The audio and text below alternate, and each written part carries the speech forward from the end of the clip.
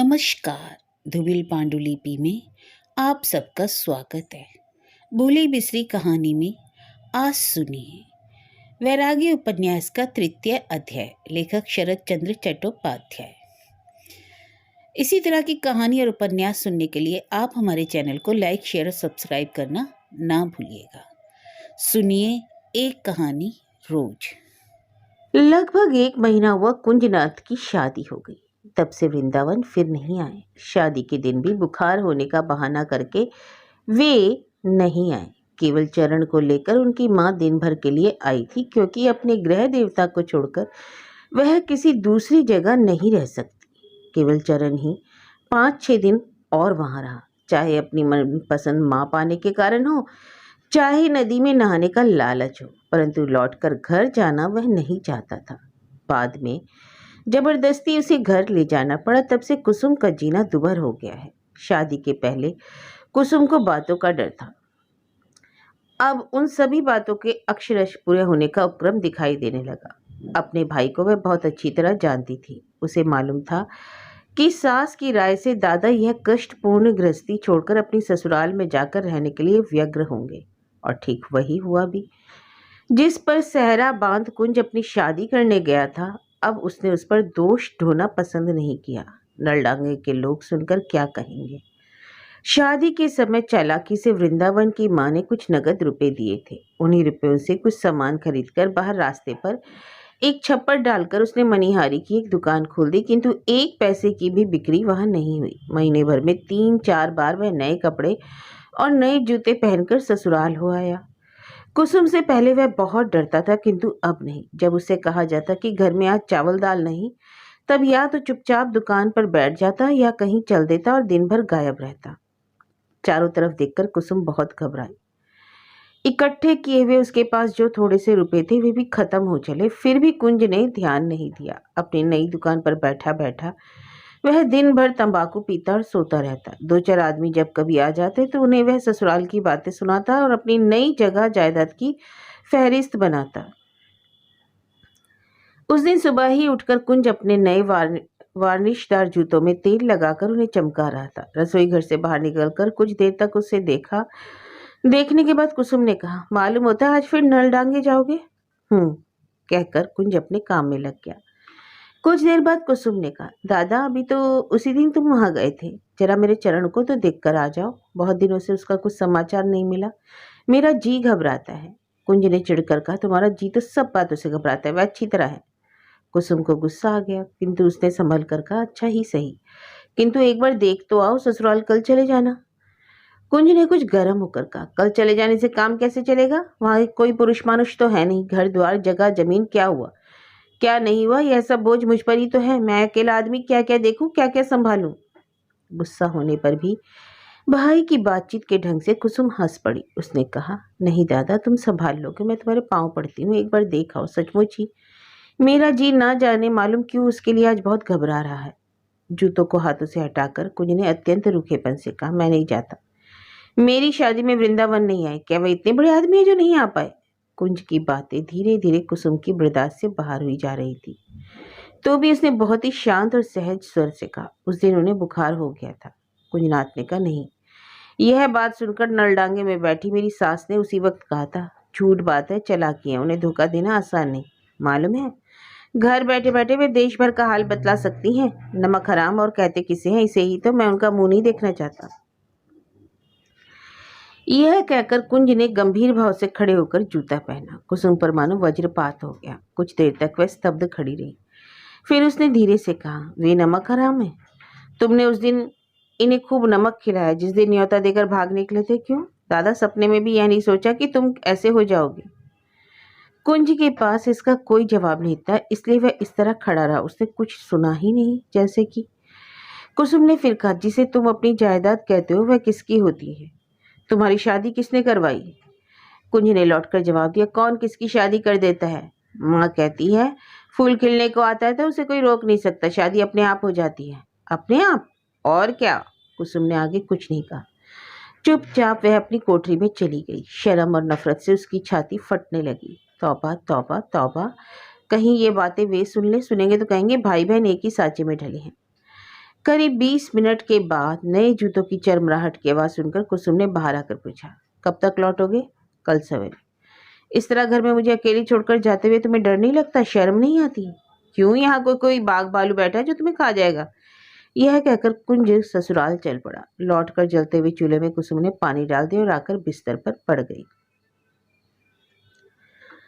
दुष्कर्म करने वाला जिस तरह अनुतृप्त और निरुपाय होकर अपना अपराध स्वीकार कर लेता है, उसी तरह की शक्ल बनाकर वृंदावन ने अपनी माँ के पास जाकर कहा, मुझे क्षमा करो माँ और आज्ञा दो कि खोज खर्च कर मैं तुम्हारे लिए कोई दासी ले आऊं। मुझसे यह देखा नहीं जाता कि गृहस्थी का बोझ संभालते संभालते ही एक दिन तुम मर जाओ। ठाकुर घर में माँ पूजा का सामान ठीक कर रही थी। सिर उठाकर बोली, क्या करेगा? एक दासी तुम्हारे लिए लाऊंगा। वह चरण की देखभाल करेगी, तुम्हारी सेवा करेगी और जरूरत पड़ने पर ठाकुर जी की सेवा पूजा भी करेगी। बस आज्ञा दे दो। यह कहकर वृंदावन उत्सुक और व्यथित दृष्टि से अपनी माँ की ओर देखते रहे।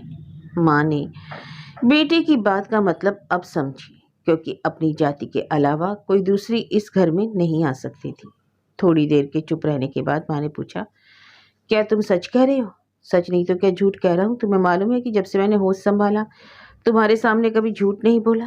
खैर, जरा सोच विचार लो, कहकर वृंदावन की माँ हंसी और अपने काम में लग गई। सामने जाकर बैठते हुए वृंदावन ने कहा, नहीं माँ, यह नहीं होगा। सोचने विचारने का समय मैं तुम्हें नहीं दूंगा। यही तय करके आया हूँ कि माँ की आज्ञा लेकर ही कमरे से बाहर निकलूंगा। सोचने विचारने का समय क्यों नहीं दोगे भाई? इसकी एक वजह है माँ। सोच विचार कर तुम जो कुछ कहोगी वह तुम्हारी अपनी बात होगी, मेरी माँ की आज्ञा नहीं। अच्छे बुरे की राय मैं नहीं चाहता, केवल आज्ञा चाहता हूँ।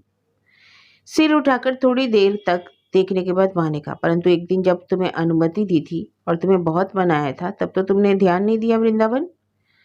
यह मुझे याद है। उसी पाप के फल से तो आज मैं चारों ओर से घिर गया। यह कहकर वृंदावन ने सिर झुका लिया। केवल मुझे सुख पहुंचाने की गरज से लड़के ने यह प्रस्ताव मुझसे किया है और इसे कार्य रूप में परिणत करने पर उस पर क्या गुजरेगी यह निश्चित रूप से समझकर माँ की आंखों में आंसू भर आए। उन्होंने संक्षिप्त उत्तर दिया, अभी सब्र करो, 2-1 दिन बात करूंगी। वृंदावन ने हट करते हुए कहा, जिसके लिए तुम टाल रही हो 2 दिन बाद भी वह ना होगा। अगर तुम चाहो तो उसे क्षमा कर दो, किंतु जिसने तुम्हारा अपमान किया है उसे मैं हरगिज क्षमा नहीं कर सकता। अब मैं बर्दाश्त भी नहीं कर पाता माँ, मुझे आशीर्वाद दो ताकि स्वस्थ होकर मैं जीता रहूं। माँ ने फिर सिर उठाकर देखा और कुछ देर तक सोचकर ठंडी सांस लेकर कहा, अच्छा जाओ, आज्ञा है। इस ठंडी सांस का अर्थ वृंदावन ने समझ लिया, किंतु फिर उन्होंने कोई बात नहीं की। पदधूलि माथे से लगाकर चुपचाप कमरे के बाहर खड़े हो गए। तभी पाठशाला के एक विद्यार्थी ने उनके हाथ में एक चिट्ठी देकर कहा, पंडित जी, यह आपकी चिट्ठी है। माँ ने अंदर से पूछा, किसकी चिट्ठी है रे वृंदावन? मालूम नहीं माँ, देखता हूँ। यह कहकर वृंदावन कुछ अन्य मनसक से होकर अपने कमरे में चले गए। पत्र खोलकर देखा कि किसी औरत के हाथ के सुंदर और साफ अक्षर हैं। ना उसमें कोई काट कूट है और ना कोई गलती। ऊपर श्री चरणेशु कमलेशु लिखा गया है, परंतु नीचे किसी का हस्ताक्षर नहीं है। उसके पहले कुसुम की लिखावट उन्होंने कभी नहीं देखी थी, फिर भी उसी समय समझ गया कि चिट्ठी उसी ने लिखी है।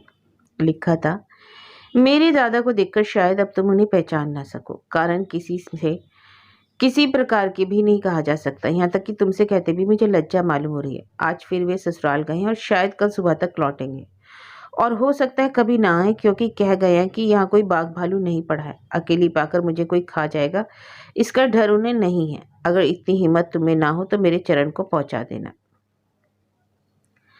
भाई से झगड़ा हो जाने के कारण जलते हुए चूल्हे को सवेरे कुसुम ने फिर नहीं जलाया। दिन भर भूखी रही।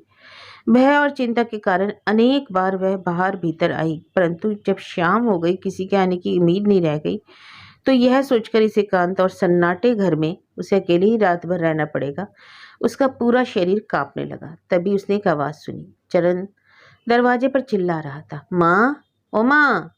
पुकार सुनकर गहरे पानी में डूबता सा उसका मन जैसे सहसा स्थल पर आ गया। दौड़कर बाहर चली आई। वह चरण को गोद में लेकर उसके मुंह पर अपना मुख रखकर सोचने लगी कि मैं अकेली नहीं हूँ।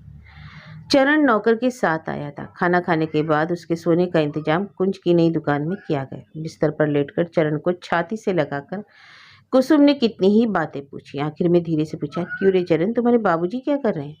चरण तुरंत उठ खड़ा हुआ और अपनी कोट की पॉकेट में से एक छोटी सी पोटली निकाल कर लाया। उसे कुसुम के हाथ पर रखकर कहा, मैं भूल गया माँ, यह तुम्हें देने के लिए बाबूजी ने कहा था। पोटली हाथ में लेते ही कुसुम समझ गई इसमें रुपए हैं। चरण ने कहा, बस यही देकर बाबूजी लौट गए? कुसुम ने घबराकर पूछा, कहाँ लौट गए रे? चरण ने हाथ उठाकर कहा, वहां से, उस जगह से। तो क्या वे नदी के इस पार तक आए थे? हाँ, चरण ने सिर हिलाकर कहा। कुसुम ने फिर कुछ नहीं कहा। अभिमान के कारण वह चुपचाप पड़ी रही। उस दोपहर को बिना पानी पिए जब वे चरण को लेकर चले गए तो कुसुम ने दोबारा सिफारिश नहीं की थी, बल्कि कुछ खरी खोटी ही सुना दी थी। तब से कभी वे दिखाई नहीं पड़े। पहले सैकड़ों बहानों से वे इधर से गुजरते थे, परंतु अब इधर आने का कोई मतलब ही नहीं रहता। और मतलब ना रहा हो, किंतु अंतर्यामी ही जानते हैं कि कैसे बाट जोते जोते वह अपना एक एक दिन गुजारती है। राह से गुजरती हुई किसी बैलगाड़ी की आवाज़ सुनते ही उसकी नसों का खून अजीब तेजी से दौड़ने लगता है और बड़ी उम्मीद से दरवाजे की आड़ में खड़ी होकर वह टकटकी लगाए देखती रह जाती है। दादा की शादी की रात को भी वे नहीं आए और आज भी दरवाजे तक आकर चुपचाप लौट गए। तब सहसा उसे उस दिन की बात याद आ गई जिस दिन कुंज कड़ों की जोड़ी लौटाने गया था और उन्हें कहते सुनाया था कि उन लोगों की चीज लौटाकर भगवान ने उन्हें सतर्क कर दिया। वह सोचने लगी कि सचमुच ही उनके मन का भाव ऐसा ही हो गया तो आघात पहुंचाने में अपनी ओर से उसने भी तो कोई कसर बाकी नहीं रखी। बार बार आघात पहुंचाया, यहाँ तक कि माँ को भी अपमानित किया। थोड़ी देर के लिए उसके दिमाग में यह बात नहीं आई कि उस दिन उसकी बुद्धि को क्या हो गया था। जिस संबंध को इतने दिनों से वह जी जान से अस्वीकार करती रही, उसी के खिलाफ उसका शरीर और मन विद्रोह कर उठा। अत्यंत क्रोधित होकर वह बार बार तर्क करने लगी कि यह क्या मेरे हाथ का बनाया हुआ संबंध है जो मेरे नहीं नहीं कहने से खत्म हो जाएगा? सचमुच ही मेरे हृदय की समस्त भक्ति और कामना इस प्रकार उन्हीं पर क्यों एकाग्र हो गई? गृहस्थी संबंधी महज एक दिन की बातचीत से और एक बार की बिल्कुल साधारण सेवा से मेरे हृदय में उनके लिए इतना प्रेम कहाँ से आ गया? जोर देकर बार बार कहने लगी कि मैं किसी तरह की कसम खाकर कह सकती हूँ कि ये वह जचता नहीं है। मेरी बदनामी की बात किसी तरह सच नहीं है। केवल अपमान की ज्वाला के कारण मेरी माँ यह अमिट कलंक मेरे सिर पर छोड़ गई। थोड़ी देर तक चुप रहने के बाद वह मन ही मन कहने लगी, माँ तो उतर गई। झूठ सच साबित करने के लिए अब कोई उपाय नहीं, किंतु मैं चाहे कुछ भी क्यों ना हूँ, पर उन्हें भी मालूम है कि उनकी धर्मपत्नी मैं ही हूँ, तो मेरी अनुचित ढिठाई पे वे क्यों सहन करते हैं? जोर करके क्यों नहीं आते? मेरा सारा अभिमान कुचलकर वे क्यों नहीं जहाँ मन होता वहाँ मुझे खींच ले जाते? मैं विरोध करने वाली कौन होती हूँ और उस विरोध को स्वीकार करने का अधिकार उन्हें भी तो नहीं। अचानक उसका शरीर कांप गया, जिसके कारण उसे चिपटकर सोए हुए चरण की निद्रा टूट गई। उसने कहा, माँ क्या है? कुसुम ने उसे दामन से लगाकर धीरे से कहा, बतला तो बेटा, तू किसे ज्यादा चाहता है, मुझे या बाबूजी को? चरण ने तुरंत जवाब दिया, तुम्हें। बड़े होकर अपनी माँ को खाना तो दोगे ना चरण? हाँ दूंगा। जब तुम्हारे बाबूजी मुझे निकाल देंगे तो अपनी माँ को अपनी यह जगह दोगे? हाँ दूंगा। चरण यह तो नहीं समझता था कि किस हालत में माँ को क्या देना होगा, किंतु इतना समझता था कि किसी भी हालत में अपनी माँ के लिए उसे कुछ भी अदेय नहीं हो सकता। कुसुम की आंखों से आंसू गिरने लगे। चरण के सो जाने के बाद आंखें पहुंचकर उसकी ओर देखते हुए मन ही मन कहने लगी, मुझे डर किस बात का? चाहे और कोई मुझे जगह दे या ना दे, परंतु मेरा लड़का, वह तो मुझे जगह देगा ही।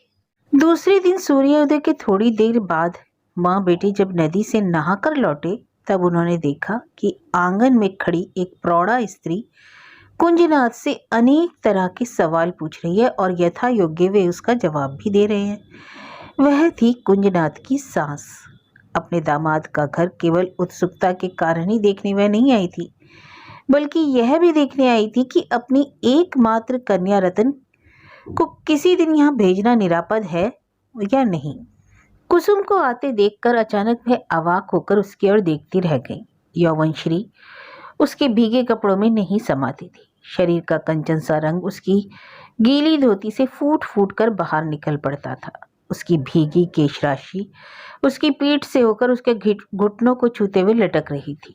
कमर पर बाईं ओर पानी से भरा एक घड़ा था और दाहिने हाथ से वह चरण का बायां हाथ पकड़ी थी।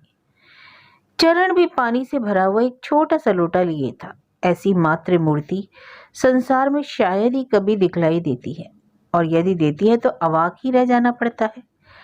कुंजनाथ को भी टकटकी लगाकर देखते कुसुम को बड़ी लज्जा मालूम हुई। जल्दी से वहां से जा रही थी कि कुंज की सास ने कहा, यही है शायद कुसुम। कुंज ने खुश होकर कहा, हाँ माँ, यह मेरी बहन है। सारा आंगन गोबर से पुता हुआ था। कुसुम ने वही घड़ा रखकर प्रणाम किया और माँ की देखा देखी चरण ने भी प्रणाम किया। उसने कहा, मुझे याद है, इस लड़के को मैंने कहीं देखा है। लड़के ने तुरंत ही अपना परिचय दिया, मैं चरण हूँ। दादी के साथ मामी को देखने के लिए मैं तुम्हारे घर गया था ना। कुंज की सास ने कहा, शायद वृंदावन वैष्णव का लड़का है। छोटे से लड़के की बात तो जरा सुनो। मारे आश्चर्य से कुसुम का प्रफुल्लित चेहरा स्याह हो गया। एक बार उसने अपने भाई की ओर देखा तथा एक बार उस अत्यंत अशिक्षित व अप्रिय वादिनी के मुंह की ओर देखा और घड़ा उठाकर लड़के का हाथ पकड़कर रसोई घर में चली गई। एकाएक यह हो क्या गया? कुंज भोला भाला है, फिर भी सास की यह अप्रिय बात उसके कानों में खटकी, खासकर इस कारण कि अपनी बहन के स्वभाव को वह अच्छी तरह जानता था। उसका चेहरा देखते ही वह भाप गया कि इस वक्त उसके चेहरे का भाव कैसा हो गया है। वह समझ गया कि कुसुम इसे किसी तरह भी नहीं देख सकेगी। उसकी सास भी मन ही मन लज्जित हो गई। ठीक वैसा ही कहना वह नहीं चाहती थी। अशिक्षा और अभ्यास के कारण ही उसके मुंह से यह बात निकल गई थी। कुसुम ने रसोई घर में गोकुल की विधवा को गौर से देखा। उम्र 40 के लगभग थी। धोती तो बिना किनारे की सादी ही थी, परंतु गले में सुनहरा हार, कानों में बालियां और बाजू बंद थे। अपनी सास से मुलाकात होने पर उससे नफरत होने लगी। वह कुंज से बातें कर रही थी। बातें ना सुन सकने पर भी वह अच्छी तरह समझ गई कि बातें मेरे ही बारे में हो रही हैं। कुंज की सास पान और सुरती कुछ ज्यादा खाती थी। यह काम सवेरे से ही शुरू हुआ तो दिन भर चलता रहा। नहाने के बाद उसने अपने ललाट पर चंदन का तिलक लगाया। इस अनुष्ठान का सामान वे अपने साथ ले आई थी। यहाँ तक कि मुंह देखने के लिए छोटा सा शीशा लाना भी नहीं भूली थी। दैनिक पूजा खत्म कर कुसुम रसोई बनाने बैठी थी कि वे पास आ बैठी। इधर उधर देखकर कुंज की सास हंसकर बोली, क्यों, तुम्हारे गले में ना तो माला है ना तुमने तिलक लगाया। वैष्णव की तुम कैसी बेटी हो? कुसुम ने थोड़े में ही जवाब दिया, मैं यह सब नहीं करती। नहीं कहने से तो काम चलने वाला नहीं, तब तो तुम्हारा छुआ पानी कोई नहीं पिएगा। कुसुम ने मुड़कर कहा, तो रसोई के लिए मैं आपका अलग इंतजाम कर दूं? मैं तो घर की ठहरी तुम्हारे हाथ का खा ही लूंगी, किंतु कोई दूसरा तो नहीं खाएगा। कुसुम ने कुछ जवाब नहीं दिया। तभी कुंज ने आकर पूछा, चरण कब आया कुसुम? कल शाम को। कुंज की सास ने कहा, मैंने तो हाल में ही सुना था कि वृंदावन वैष्णव इसे अब स्वीकार नहीं करेगा, किंतु अपने लड़के को तो इसे उसने नौकर से भिजवा दिया है। कुंज ने चकित होकर कहा, यह किसने कहा माँ? सास ने गंभीर होकर कहा, और भी तो मेरे 4 कान और आंखें हैं। जो कुछ सुना है बेटा ठीक ही सुना है। उन लोगों के इतना कहने, सुनने, समझाने, बुझाने और दौड़ धूप करने पर भी तुम्हारी बहन राजी नहीं हुई। लोग तो 10 तरह की बातें करेंगे। मोहल्ले में कई जवान लड़के हैं और तुम्हारी बहन की ये चढ़ती उम्र और कंचन सा रंग। कहते हैं मन और मोती एक ही तरह का होता है बेटा। पैर फिसलने और मन डिगने में कितनी देर लगती है। कुंज ने समर्थन किया, हाँ माँ ठीक कहती हो। सहसा सिर उठाकर कुसुम ने आंखें तरेर कर कहा, तुम यहाँ बैठे क्या कर रहे हो? दादा उठ जाओ यहाँ से। कुंज तो सहम कर वहां से उठने लगा, किंतु उसकी सास ने गर्म होकर कहा, दादा के छिपाने से लोगों की आंखों पर पर्दा नहीं पड़ेगा बेटा। अभी नदी से नहाकर सिर के बाल खोले और भीगी धोती पहने तुम आई हो तो अपनी छाती पर हाथ रखकर कहो, इस तरह तुम्हें देखकर तुम्हारे भाई का ही नहीं बल्कि मुनियों का भी मन डोल जाएगा या नहीं? कुसुम ने जोर से चिल्लाकर कहा, तुम्हारे पांव पड़ती हुई दादा, खड़े होकर सुनते मत रहो, चले जाओ यहाँ से। उसका मुंह, आंख और चिल्लाना देखकर कुंज घबरा गया तथा वहां से भाग गया एवं चूल्हे पर से तरकारी की कढ़ाई धम से नीचे पटककर कुसुम जल्दी से रसोई घर के बाहर चली गई। कुंज की सास वहीं बैठी रही। उनका चेहरा स्याह हो गया। उनका ख्याल था कि कलह करने में मुझसे बढ़कर दुनिया में कोई नहीं होगा। सपने में भी उन्होंने यह नहीं सोचा था कि यह निस्सहाय और गरीब लड़की भी मुझे इस तरह अप्रतिभ करके चली जाएगी। कारण तो कुसुम नहीं समझ सकी, किंतु इसमें तनिक भी संदेह नहीं रहा कि भाई की सास उस दिन झगड़ा करने की नीयत से आई थी। इसके अलावा उसके कहने का यह भी मतलब जान पड़ा कि वृंदावन के अपनाने और ले जाने की इच्छा रहने पर भी कुसुम किसी खास और गूढ़ कारण के कारण ही गई है। यह गूढ़ कारण क्या हो सकता है, यह तो उससे छिपा नहीं। वह यह तो जानती है कि उसका आभास पाकर खुद वृंदावन ने भी उसे ले जाने का विचार छोड़ दिया है। इस इशारे में ही कुसुम आपे से बाहर हो गई थी, परंतु साथ यह भी समझ गई कि उसका इस तरह रसोई घर से उठकर चला आना ठीक नहीं हुआ। कुंज की सास ने दिन भर कुछ नहीं खाया और अंत में बहुत खुशामद करने पर रात को खाया।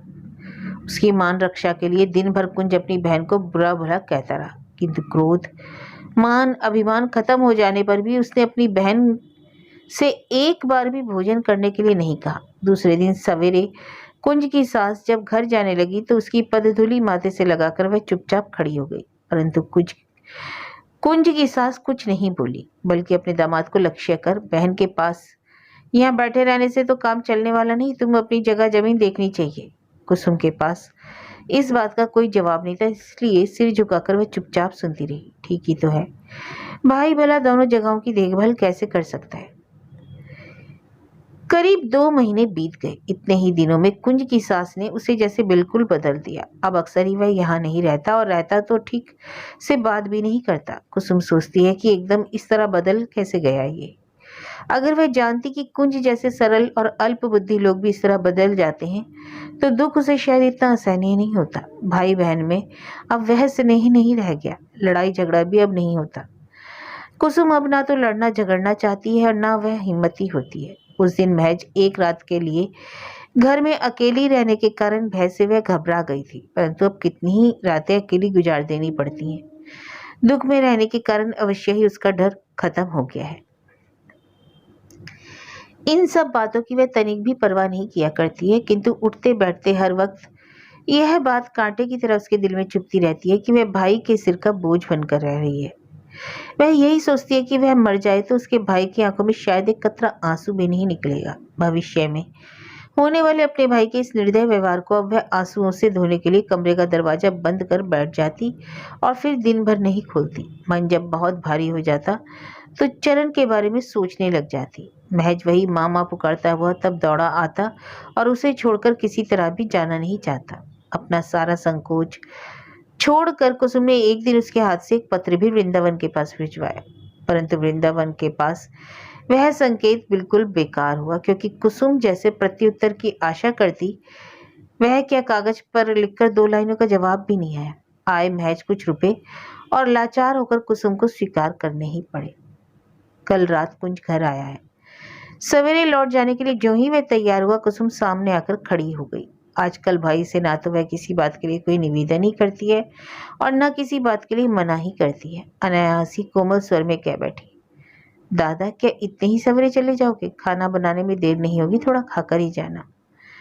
मुंह फेरकर और चेहरा विकृत करके कुंज ने कहा, जिस बात का डर था वही हुआ। चलते वक्त आखिर तुमने टोक ही दिया। मजबूर होकर कुछ बर्दाश्त करना कुसुम ने सीख लिया था, किंतु बेवजह मुंह बनाने से उसे बहुत गुस्सा आया। जवाब में उसने चेहरा विकृत नहीं किया, किंतु कड़े स्वर में बोली, डरो मत दादा, मरोगे नहीं। चलते वक्त आज तक जितनी बार मैंने तुम्हें टोका है, आदमी होते तो अब तक उतने में तुम मर गए होते। तो क्या मैं आदमी नहीं हूँ? नहीं। कुत्ते बिल्ली भी तुमसे कहीं अच्छे हैं, वे नमक हराम तो नहीं होते। यह कहकर जल्दी से वह कमरे में चली गई, अपने पीछे से दरवाजा बंद कर लिया। कुंज थोड़ी देर तक बेवकूफी खड़ा रहा, फिर धीरे धीरे चल दिया। बाहर का दरवाजा उसी तरह खुला पड़ा रहा। लगभग घंटे भर बाद उसी दरवाजे से वृंदावन अंदर आए और सब कुछ देखकर चकित रह गए। कुंज के कमरे में ताला बंद था, कुसुम का कमरा अंदर से बंद था और रसोईघर खुला पड़ा था। अंदर झांकते ही एक कुत्ता कीकी करके लज्जा और आक्षेप दिखलाते हुए खाना छोड़कर बाहर भाग गया। खाना कुछ तो बन चुका था और कुछ बाकी रह गया था। चूल्हा बुझ गया था। चरण नौकर के साथ पीछे रह गया था। कोई 10-1 मिनट बाद मामा चिल्लाता हुआ पास पड़ोस के लोगों को अपने आगमन की सूचना देता हुआ अंदर आ पहुंचा। अचानक लड़की की आवाज सुनकर दरवाजा खोलकर कुसुम के बाहर आते ही वृंदावन विस्मित और विहल होकर आंसुओं से भरा उसका शांत और भिन्न मुख देखते ही रह गए। कुसुम ने सोचा तक नहीं था कि अचानक वे इस तरह आ जाएंगे। एक पग पीछे हटकर आंचल से माथा ढककर उसने कमरे में से आसन लाकर बिछा दिया। चरण दौड़ता हुआ आया और उसके पांव से लिपट गया। कुसुम ने उसे गोद में उठाकर चुम लिया और एक खंबे की आड़ में खड़ी हो गई। माँ की ओर देखकर चरण ने रुआसा होकर कहा, बाबा माँ तो रो रही है। वृंदावन को यह मालूम हो गया था। पूछा, क्या बात है, किस लिए बुलाया था? तब तक कुसुम अपने को संभाल नहीं पाई थी तो वह जवाब न दे सकी। वृंदावन ने फिर पूछा, पत्र में लिखा था कि दादा से आकर मिल जाना, कहाँ है वे? कुसुम ने भर्राई आवाज में कहा, मर गए। अरे मर गए, क्या हुआ था? उनका यह व्यंग कुसुम को कड़ा लगा। अपनी हालत भूलकर वह जल उठी और बोली, देखो मजाक मत करो, मैं जल भून रही हूँ, यह सब अच्छा नहीं लगता। मुझे तुमने बुलाया था, उसी का यह बदला चुका रहे हो। यह कहकर रो पड़ी। उसकी रुलाई वृंदावन ने साफ सुन ली, तो भी वे विचलित ना हुए। कुछ रुककर उन्होंने पूछा, मुझे क्यों बुलाया था? आंसू पहुंचते हुए कुसुम ने भारी आवाज में कहा, आते ही नहीं तो मैं कहूँ किससे? पहले तो कितने ही कामों में इधर उधर आ जाया करते थे, किंतु अब भूल कर भी नहीं आते। वृंदावन ने कहा, भूल नहीं सकता इसलिए नहीं आ सकता, भूल सकता तो शायद आ जाता। खैर छोड़ो इन बातों को, कहो बात क्या है? कुसुम ने कहा, इस तरह ताने मारने से कहीं कुछ कहा जा सकता है? वृंदावन ने हंसकर शांत स्वर में कहा, ताने नहीं मारता, अच्छे भाव से ही पूछ रहा हूँ। खैर कहने में जैसे भी आसानी हो वैसे ही कहो। कुसुम ने कहा, बहुत दिनों से मैं तुमसे एक बात जानना चाहती हूँ। यह अफवाह किसने उड़ाई है? मेरे सिर के बाल खोले रास्ते में अपना रूप दिखलाती फिरती हूँ। प्रश्न सुनकर वृंदावन अवाक हो गए। कुछ देर बाद बोले, मैंने? उसके बाद? मेरा यह मतलब नहीं था कि अफवाह तुमने उड़ाई, ऐसा कभी सोचा भी नहीं। किंतु वृंदावन ने बात काटते हुए कहा, किंतु उस दिन तो कहा भी था और सोचा भी था। बड़ा आदमी होकर उस दिन मैं तुम्हें परेशान करने की नीयत से भी अपनी माँ और भाइयों को लेकर तुम्हारे यहाँ खाना खाने आया था। उस दिन जो कर सका वह आज नहीं कर सकता। उसका बदला मेरी माँ से चुकाने में क्या तुम बाज आई? कुसुम ने बहुत व्यथित और लज्जित होकर धीरे से कहा, मुझसे बड़ी गलती हो गई, तब मैंने तुम्हें पहचाना नहीं था। अब पहचान गई? कुसुम चुप हो गई। वृंदावन भी थोड़ी देर तक चुप रहने के बाद सह सका, अच्छी बात है, अभी अभी एक कुत्ता तो हमारे रसोई घर में घुसकर सब बर्तन और खाना खराब कर गया है। कुसुम ने उसी तरह शांत सहज भाव से कहा, कर जाने दो, मुझे तो खाना नहीं, पहले जानती तो बनाती भी नहीं। शायद आज एकादशी है, पता नहीं, मैं यही सब नहीं करती। एकादशी नहीं करती? कुसुम ने कोई जवाब नहीं दिया, सिर झुकाए खड़ी रही। वृंदावन ने संदिग्ध स्वर में कहा, पहले तो करती थी, छोड़ कैसे दिया? बार बार चोट पाकर कुसुम अधीर हो गई। उसने चिढ़कर कहा, नहीं करती, मेरी मर्जी, जानबूझकर कोई अपना सर्वनाश करना नहीं चाहता इसलिए नहीं करती। दादा का व्यवहार तो बर्दाश्त से बाहर हो गया, किंतु तुम्हारे व्यवहार से तो मन होता है कि गले में रस्सी बांधकर ही लटक जाऊं। मन ने कहा, नहीं ऐसा मत करना, मेरे व्यवहार का विचार फिर कभी हो जाएगा, अगर ना भी हो तो कोई बात नहीं, परंतु दादा का व्यवहार बर्दाश्त से बाहर क्यों हो गया? बहुत बड़ी कहानी है, इतना धैर्य मुझ में नहीं कि उसे सुना सकूं। थोड़े में यही कि अपना घर बार छोड़कर अब मेरी चिंता नहीं कर सकते, उनकी सास का हुक्म नहीं है। मुझे खाना कपड़ा भी देना बंद कर दिया। अगर चरण अपनी माँ का भार नहीं लिए होता तो अब तक मैं सूखकर मर गई होती। इस वक्त मैं, यह कहकर वह अचानक रुक गई और सोचने लगी कि कुछ कहना ठीक है या नहीं। फिर कहा, मैं बिल्कुल तुम्हारे सिर का बोझ बन गई हूँ, इसलिए एक दिन एक क्षण भी यहाँ रहने को जी नहीं चाहता। वृंदावन ने हंसते हुए कहा, बस इसलिए रहने को जी नहीं चाहता? कुसुम ने एक बार सिर उठाकर फिर नीचे कर लिया। इस सहज साहस्य की प्रश्न से तानाकशी की गई थी, उसे गंभीर चोट लगी। वृंदावन ने कहा, चरण अपनी माँ का भार अवश्य लेगा, किंतु तुम रहना कहाँ चाहती हो? कुसुम ने वैसे ही सिर झुकाए कहा, मैं कैसे जानूं, वे ही जाने। वे ही कौन है? कुसुम चुप रही। वृंदावन ने कहा, यह नहीं हो सकता, मैं तुम्हारे किसी काम में दखल नहीं दे सकता, केवल माँ कह सकती है। उनके साथ तुमने चाहे जैसा व्यवहार किया हो, परंतु अगर चरण का हाथ पकड़कर तुम उसके साथ चली आओ तो उपाय वे अवश्य कर देंगी। किंतु तुम्हारे भाई? कुसुम की आंखों से आंसू बह चले। आंसू पहुंचकर उसने कहा, मैंने कह तो दिया दादा मर गए, किंतु यह बतलाओ कि पैदल चलकर कैसे मैं भिखारी की तरह तुम्हारे गांव जाऊंगी? वृंदावन ने कहा, यह तो मैं नहीं जानता, किंतु जा सकती तो अच्छा होता, इसके अलावा कोई सीधा रास्ता मैं नहीं देखता। थोड़ी देर तक चुप रहने के बाद कुसुम ने कहा, मैं नहीं जाऊंगी, तुम्हारी मर्जी। अत्यंत संक्षिप्त और सीधा जवाब था, इसमें कोई छिपा हुआ अर्थ या अस्पष्ट बात नहीं थी। अब सचमुच ही कुसुम को भय हुआ। थोड़ी देर तक तो सिर उठाए वह इस बात की प्रतीक्षा करती रही कि वृंदावन और कुछ कहते हैं या नहीं। इसके बाद उसने नम्रता और संकोच से कहा, परंतु यहाँ तो मेरे लिए अब कोई जगह नहीं रह गई। मैं दादा को भी दोषी नहीं कहती, क्योंकि अपना नुकसान कर जो तुम्हारे दूसरों की भलाई नहीं करता उसे दोषी नहीं कहते, किंतु तुम तो मुझे इस तरह झाड़कर नहीं त्याग सकते। वृंदावन ने कोई जवाब नहीं दिया। उठकर खड़े होते हुए कहा, अब देर हो रही है, चरण तू चलेगा या यहीं रहेगा? अच्छा रहे, और तुम्हारी मर्जी हो तब आना। मुझे विश्वास है कि चरण का हाथ पकड़कर यदि तुम माँ के सामने जा खड़ी होगी तो इसमें तुम्हारा कुछ अपमान नहीं हो जाएगा। अच्छा तो अब मैं चला। यह कहकर ज्यों ही आगे बढ़े कि कुसुम ने चरण को गोद से उतारकर सीधे खड़े होकर कहा, आज मैं समझ गई। अपनी इस विपत्ति की बात भी मुंह खोलकर कहने पर जब तुमने खड़े होकर कहा, देर हो रही है मैं चला, और यह जानते हुए कि मैं निराश्रय हूँ, तुमने आश्रय देना नहीं चाहा। अब तुमसे मुझे ना तो कोई उम्मीद है ना कुछ कहना है, फिर भी मैं एक बात पूछना चाहती हूँ, ठीक जवाब दोगे? वृंदावन ने उदास और विस्मित होकर कहा, दूंगा। आश्रय देने से मैंने कभी इनकार नहीं किया है, बल्कि उसे स्वीकार करने में तुम्ही ने बार बार इनकार किया है। कुसुम ने दृढ़ स्वर में कहा, झूठ बात है। उस वक्त ना मालूम मुझे कैसे कुमति आ गई थी कि माँ के दिल को ठेस पहुंचाकर मैंने बहुत अपराध किया। अंतर्यामी जानते हैं कि उसका दुख मरने पर भी मेरे मन से नहीं निकलेगा। यही कारण है कि सास, पति व पुत्र सब कुछ रहने पर भी मैं दूसरे के सिर का बोझ बन गई हूँ, निराश्रय हूँ। आज तक ससुराल का मुंह नहीं देख सकी। मेरा अपराध कितना ही बड़ा क्यों ना हो, फिर भी मैं उस घर की बहू हूँ। दिन में पैदल चलकर भिखारियों की तरह तुम मुझे वहां जाने से कैसे कह रहे हो? तुम्हें और कोई सरल रास्ता दिखाई नहीं दिया? क्यों? मालूम है हम बड़े गरीब हैं। भीख मांग मांग कर मेरी माँ ने हमें पाल पोस कर बड़ा किया और मामूली पेशे से दादा अपने दिन काटते रहे। तभी तुमने सोचा कि भिखारिन की लड़की अगर भिखारिन की तरह हो जाए तो इसमें क्या हर्ज है, परंतु यह तुम्हारी भूल है, घमंड भी है। यहीं रहकर मैं मर जाऊंगी, किंतु तुम्हारे आगे हाथ फैलाकर तुम्हारी हंसी का पात्र नहीं बनूंगी। वृंदावन अवाक होकर खड़े खड़े सुनते रहे। बोले, जाता हूँ, मुझे अब कुछ नहीं कहना। वैसे ही कुसुम ने जवाब दिया, जाओ, किंतु जरा रुको, एक बात और है, कृपया झूठ मत बोलना। मैं पूछती हूँ, क्या मेरे बारे में तुम्हें कुछ शक पैदा हो गया? अगर हुआ हो तो तुम्हारे सामने खड़ी होकर मैं शपथ लेती हूँ कि।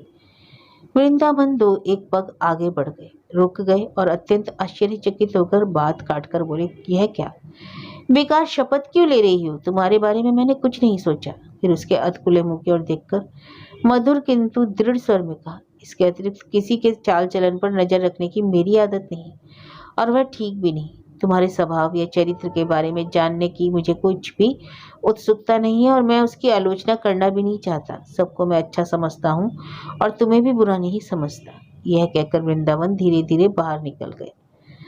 वज्राहत की तरह कुसुम स्तब्ध रह गई। चरण ने पूछा, माँ, नहाने नहीं चलोगी? कुसुम ने कोई जवाब नहीं दिया। चरण को लेकर धीरे धीरे वह अपने कमरे में जाकर चारपाई पर पड़ी रही और उसे छाती से लगाकर फूट फूट कर रोने लगी।